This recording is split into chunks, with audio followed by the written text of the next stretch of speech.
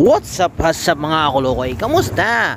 Kahit nga dito sa Maldives ay puro Muslim ang mga nakatira, hindi pa rin nawawala ang simoy ng Pasko. At itong nakikita nyo, isang malaking Christmas tree na pupunuin nila ng bunot ng niyog. At habang kami naman dito sa kabilang lamesa ay nagre-ready na rin ng mga ilaw na iahang namin sa puno. Gumagawa kami ng mga bandil-bandil ng ilaw para pag nasa taas ng puno, ibabato na lang pababa. Ang nakakatakot dito ay ang paiilawan namin ay napakalaking balete.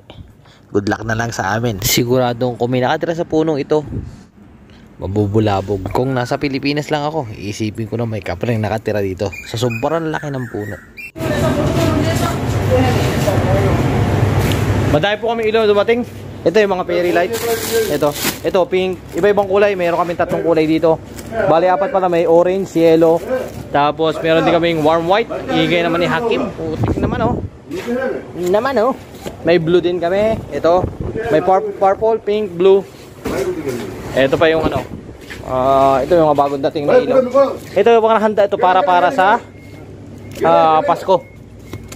Pasko bagong taon. Okay, enough. Okay, bata. Okay, ito pa yung mga ibang ano, RGB light. Napakadami nung decoration. Kaya busy talaga. At bago naman ito i-bundle, kailangan chicken. Para sigurado tayong magana.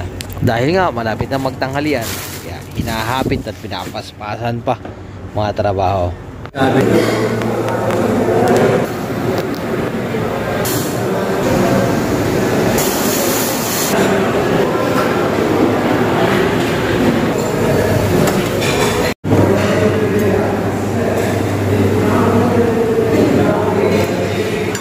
Kalokohan yung sinasabi.